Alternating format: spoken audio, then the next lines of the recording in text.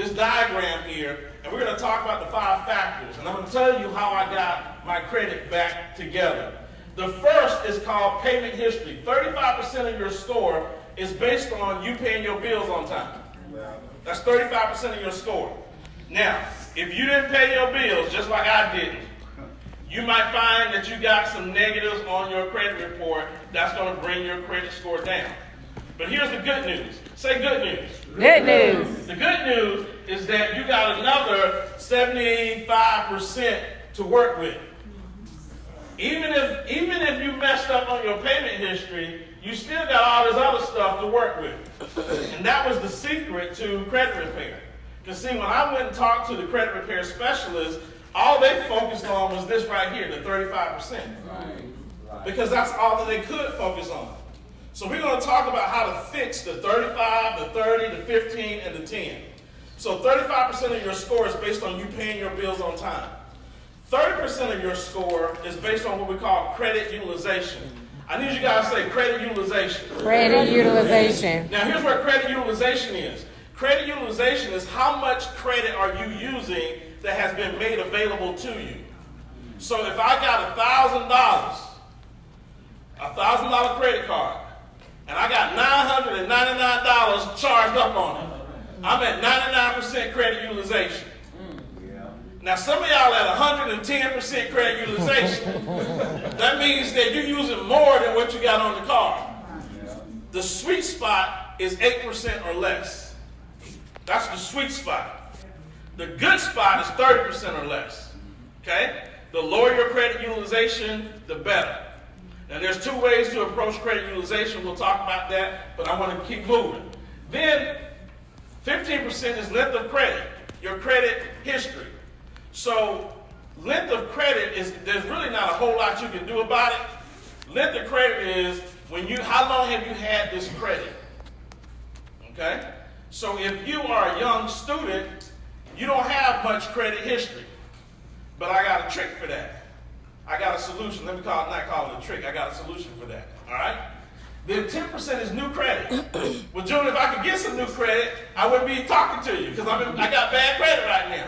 I'm going to talk to you about how to get new credit, and then another 10% is credit mix. That makes up 100% of your credit score. So let's go through and let's talk about these things here. Now, the other thing I want to talk about is the lowest score that you can get. Let me back up just one quick second. This is important. The highest you can get is an 850. Can't get any higher than that. The lowest you can get on your credit score is a 300. That means if you sign your name and you got a social security number, you got a 300. Okay? But here's what you need to understand. Between 300 and 850 is 550 points. I need y'all to make sure that you got that down. It's 550 points. It's somewhere on this sheet here. Between 850 and 300 is 550 points. It's not on the sheet. Go ahead and write that down because that's important. This is like a video game. In your video game, you're trying to accumulate as many points as you possibly can. All right? Now, while we're talking here today, here's what I want you to get from this. I don't want you to be sitting here saying, okay, let me fix my credit. Let me learn from Joe how I can fix my credit. Because fixing your credit ain't what we're all about. We're all about making some money, building a business. I need you to be thinking today, Jim won't teach me how to fix credit, but I'm going to use this so that I can build my business and show people how they can get in this business to fix their credit. This ain't about you fixing your credit. This is about you having a business that's serving the need of millions of people all across the country. That's the problem that we're finding inside of my Econ is that a lot of people think this is about credit repair. My Econ ain't no credit repair company. I'm going to say that again. We're not a credit repair company. We're all about you taking a product that millions of people need and selling that product to millions of people. All right? So as I go through this, I'm going to teach you the product, but I need you to understand that your business is selling the credit repair, not doing credit repair. If that makes any sense. All right, let's go through. So, we know that payment history is worth 35%. If I take 35% of 550, I get 192.5 points. 192.5 points. Now here's where my eyes open up when I was dealing with this. If my lowest credit score is 300, let's say that the other areas of my credit report were jacked up. Didn't get any points on anything else. But I had good on-time payments. Do you know I still got bad credit? Yep. Yes, sir. I got good on-time payments, but I still got bad credit. That's when the light bulb went on. The light bulb went on that says that it's not all about me paying my bills on time. It's about the whole score.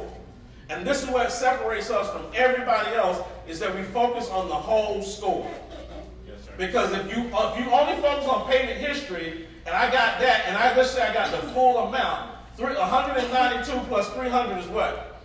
492. That's 492 points. You still got poor credit. You got horrible credit. But you paid your bills on time. Does everybody get that? Yep. All right, let's move on. Let's talk about payment history. Now, this is us not paying our bills on time for whatever reason. The solution is 4 letters. They're just 4 letters. This is what people pay the credit repair experts and specialists $1,000 to do for them. So, the first letter is a debt validation letter. There's an act called the Fair Credit Reporting Act. The Fair Credit Reporting Act says that you have the right to ask the creditor to verify that this is your debt. I need you guys to understand what I just said. You have the right to ask the creditor to verify if it's your debt. Now, some of you might say, well, June, I know it's my debt. But that ain't what I said. That's right. I said you have the right to ask your creditor to verify that the debt is yours. That means if they did not keep good records, if they did not keep your information the way that they're supposed to keep it, and they cannot verify it, then it must come off. Yes, sir. If the glove don't fit, Must have quit. right? So if they can't verify that the debt is yours, see, I don't believe there's anybody in this room that don't believe that OJ didn't have something to do with it. Right. But the glove didn't fit. So by grace, he got off. All right. What I'm telling you with your credit is that the first thing that we're going to do is we're going to exercise our rights. Now, we're not going to send off a letter and say, this ain't my debt. That ain't what the letter says. Right. The letter says, I need you to verify that this is indeed my debt. So that's letter number 1. Do you know that a lot of your negatives come off of just with letter number 1? Yes. Then there's going to be some creditors that come back and say, yeah, it's your debt. Well, the law says next that you have the right to ask your creditor to verify and validate the debt. How did you validate the debt? You have the right to ask that question. Who did you call? Who did you talk to? What department did you talk to? How much is the debt? How much is in interest? You have that right to ask that. If they cannot validate that, then they got to remove it. Because some companies will say, yes, it's yours, just to say, yes, it's yours. So in the law, the second letter that we send, we exercise our right to find out how did you validate this debt. And if they cannot tell you how they validated the debt, guess what? It's got to come off. Well, sometimes they might say, well, we validated the debt. Well, now, if they can't tell you how they did the verification, then we got a violation of your Fair Credit Reporting Rights Act. Because the law clearly states that you have to verify you have to tell me how you verified my debt. So you have violated my rights. So that's my third letter. Then the fourth letter, if they're playing hardball, the fourth letter says, I intend to litigate. Now that's just a fancy word of saying, I'm going to take you to court because you're violating my rights. All right? So we want to go through these 4 letters. The 4 letters are in your back office of the thing. All you have to do is print out the letters, fill in where your information goes in, and mail them off. Now, there's going to be some people across this country that's going to say credit repair is so difficult. They just can't do it. It's so hard. I don't know what's hard about pulling your credit report, putting the information on the letter, and mailing it off. You need to pay somebody to do that for you? Nope. Because if you want to pay somebody $1,000 to do that for you, then in the back of the room, I'm going to be standing in the back of the room. Go ahead. I take Cash App. I take PayPal. Pay me $1,000. I will pull your credit, and I'll send the letters off for you. So this is the first step of your credit repair. All right? Now, people say, well, Jim, what happens if I get to the fourth letter and they still didn't take it off my credit? Then I ask them this question. Is the debt yours? Yeah, it's my debt, but they didn't. If it's yours, then we're just going to move on to something else. Okay? We exercise all of our rights because there is something else that says that if you litigate knowing that the debt is yours, you can actually be in violation because you filed a frivolous lawsuit. So we don't do that. We don't do nothing illegal here. All we do is exercise our rights. That's it. Once we have exercised our rights to the full extent, if you know that that debt is yours, then you need to move on to the next thing. Now, if the debt's not yours, then yes, you can go and litigate and go to court. But if the debt is yours, and you know it's yours, you know you rang up that credit card, right? Then at this point, we're going to move on to something else. Is everybody okay with that? Yes. Okay? We'll get to the question in the end, all right? So there's a few other letters that we have back there. There's a letter called a forgiveness letter. Basically, if you've been paying your debt on time, you went on vacation or something, and you forgot to pay the credit card and it was late, but you ain't never been late, you can send that letter to them, and oftentimes because you're a good customer, they'll take that off. Okay? There's a whole bunch of other letters that's out there. If you got medical collections, we got medical collection letters and all those types of things because they're not supposed to share your medical records and all that other good stuff. So there's all of that's back there. But this is your payment history. Now let's talk about credit utilization. Credit utilization is the big key factor because credit utilization is worth 30%. So how much is payment history worth? 35. Credit utilization is worth 30%. So that means that credit utilization is almost as important as payment history. So, what does credit utilization basically mean? That means we got to get out of debt. What do we teach in my econ? Debt elimination. Debt elimination, right? So, by applying the principles that my econ teaches, you can find yourself lowering or increasing your credit score as you lower your debt. Okay? Now let me just say this. This is just a tip for you. If you're going to lower your debt to try to improve your credit, what you need to do is you need to lower your revolving debt. That's your credit card debt. Okay? Your credit card debt is the thing that's important. Okay? Any revolving credit.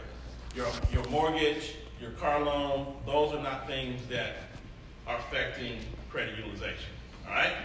So, there's a couple ways that you can lower your credit utilization. You can do debt elimination. How do I eliminate my debt? I correct my W-4. You saw Ms. Brandy do that today. I take that money and I use that money to start paying down my debt. I create some business income. You already saw that today. You saw Mr. Stokes get up here and talk to you about creating business income. I take that income and I start paying down my debt. Or I can start lowering my taxes, or I can do all of these things. How many of you know that these three things are inside of your income shifting membership? All three of them are inside of your income shifting membership.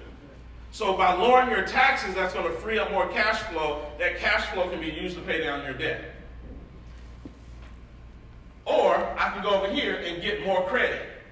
So if I have a $1,000 credit card and I got $1,000 used on it, that's 100% credit utilization.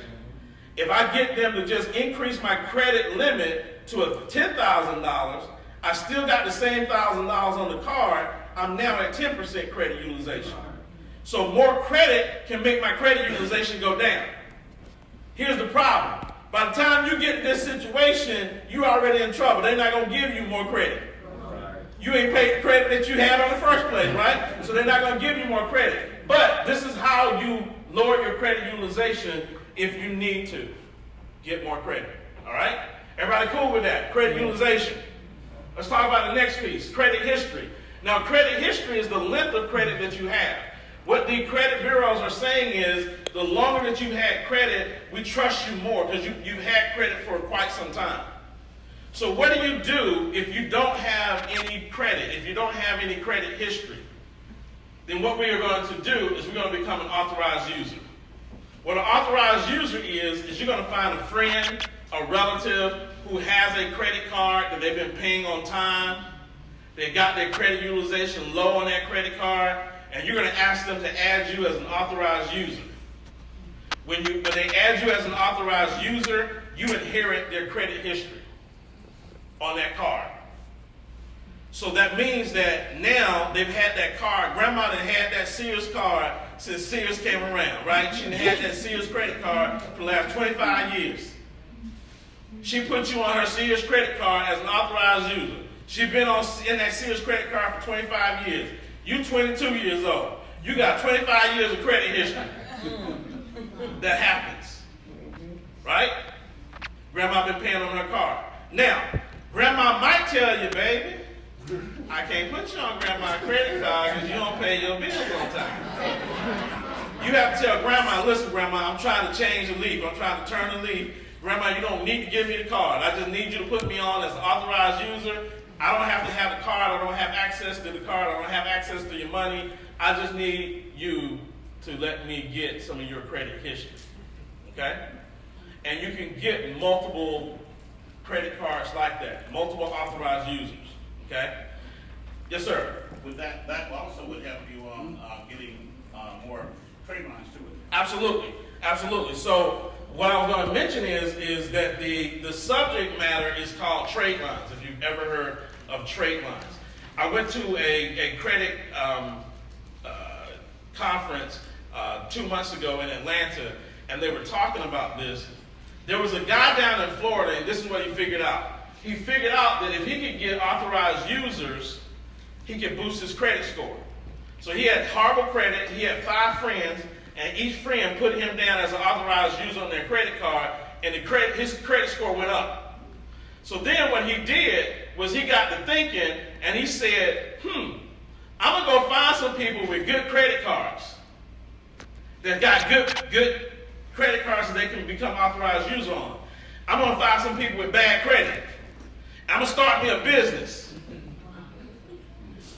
You remember earlier today when somebody said the only way that you can create wealth is by starting a business? Yes, sir. So he had bad credit. He had 5 friends that put him on as an authorized user, and his credit shot up through the roof. So he came up with this idea. He created him a website. He found people with bad credit. Then he found people like me with good credit that got a good credit card. And he said, June, if you add this person onto your credit card as an authorized user, I'm charging them $300. I'll give you $150. Add them as an authorized user on your credit card for the next 90 days. And then at the end of 90 days, you can take them off. What did that cost me? Nothing. Because I had good credit, I was able to add them on as an authorized user. Now my Capital One credit card allows me to add 5 people on as an authorized user. So you do the math. He became a multi-millionaire. They can't find him now. They don't even know where he at now. He became a multi-millionaire because he figured out 2 things.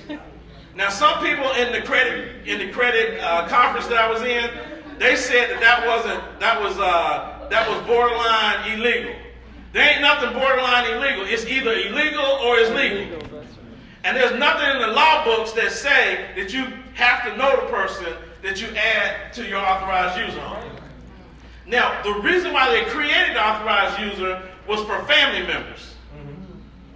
Right? My children are in college.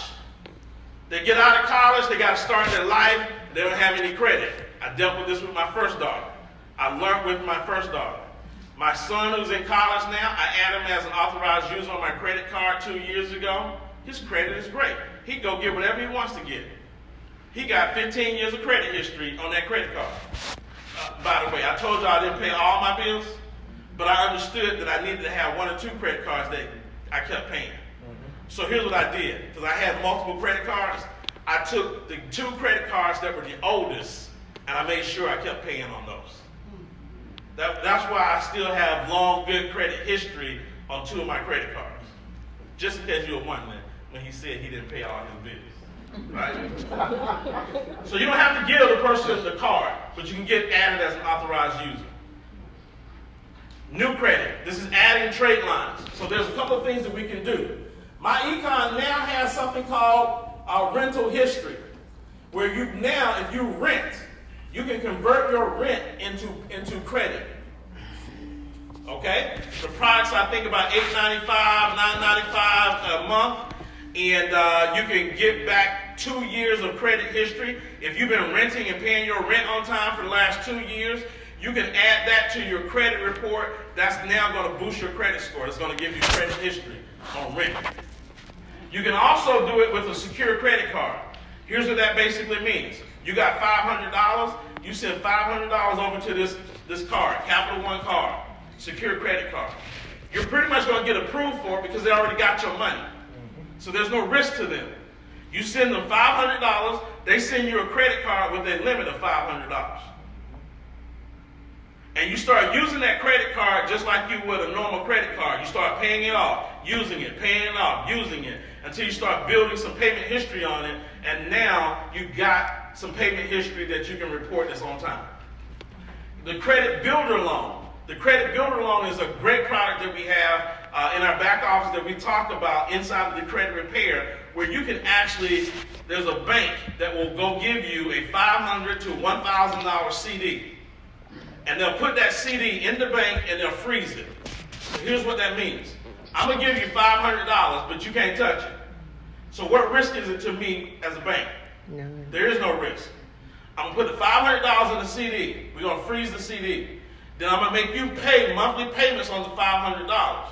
Once you pay the $500 off, I'll unfreeze the CD. Now you got $500. So that does 2 things. That allows you to establish credit, but it also allows you to create an emergency fund. By the time you pay off the CD, you got money sitting there that you can use as an emergency fund.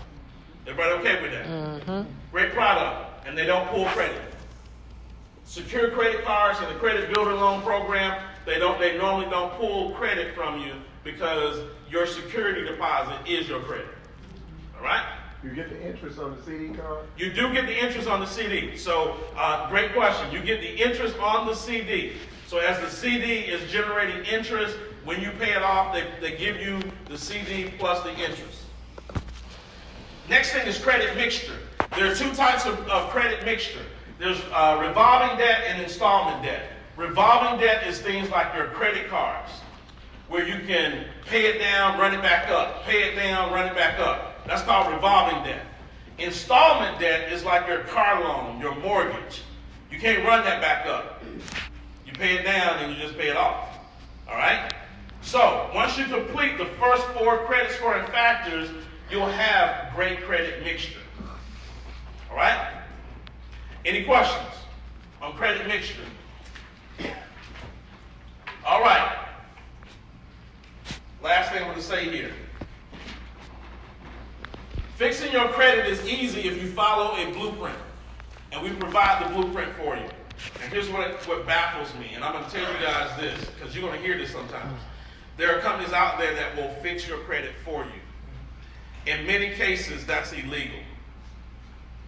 In many cases, companies cannot fix your credit for you. Okay? So you have to be very, very careful with that. What we do is we teach you and educate you on how to fix your own credit. That's a huge difference between what we do, is we teach you how to fix your own credit. Now, I've heard people that say it's just too hard. There's 2 hours worth of videos in the back office. I didn't make it one video that's 2 hours. I made like 20 videos, 30 videos, that's 5-10 minutes a piece. Okay? So that you can go through it step by step. Now, here's what I want to tell you before I leave the stage. If you can't fix your own credit, if you can't take the time to spend 2 hours to learn how to fix your own credit, and you want to pay somebody to fix it for you, you're always going to be in a jam. Here's why. As long as you're always dependent on somebody else and you don't know how it works. Mr. Stokes showed you how investments work last night if you were here last night. If you don't know how investments work, you're at the mercy of somebody else. You just handing them over your money and just hoping and praying that they're going to do the right thing. That ain't the way I want to be. I want to be in control of my money. I want to be in control of my finances. So we teach you how to do it yourself so that you are now empowered. Not only can you empower and get yourself out of bad situations, now you can fix your mama credit, your daddy credit, because you know they've been putting their bills in your name all their life. So now you can go help mom and daddy fix their credit. Now you can go talk to people about what it is that we actually do.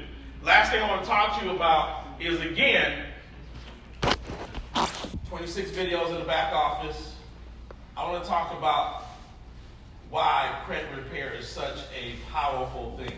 So these are the different things that you have here. You got credit repair, you got the income shifting membership. The income shifting membership is really what makes our credit repair work so well, okay? But you also have a lucrative income opportunity there.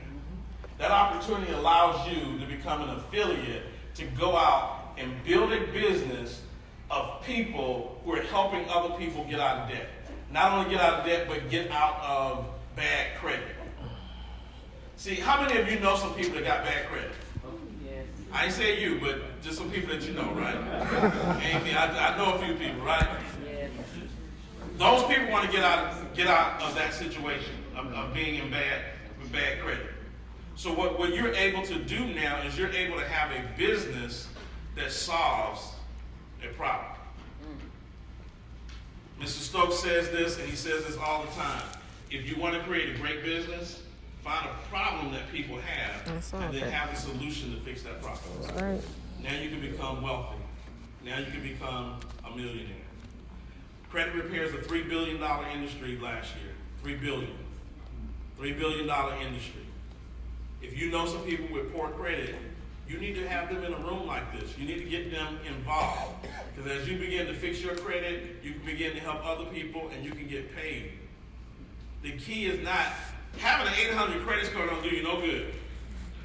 And I'm going to say this, I'm going to sit down. I see this on the internet all the time. I see people post this on Facebook. Somebody said, would you rather have an 850 credit score or $20,000 cash? Now, I'm not going to ask y'all the answer to that, because some of y'all might get a wrong answer. Somebody said, would you rather have an 850 credit score or $20,000 cash? See, somebody said 850 credit score. Give me the cash all day long. Give me the cash all day long. I can make that cash work, right? Now, ain't nothing wrong with 850 credit score, but if you ain't making, but you ain't got no assets, you don't have any money, what does an 850 credit score do you? You can't buy nothing if you ain't got no money coming in. If you have $0 in the bank, but you got an 850 credit score, what good is that? And when you get to the point where you get like what we try to get all of our millionaires to be, you don't need no credit. I don't need no credit. I ain't financed nothing in 10, 15 years.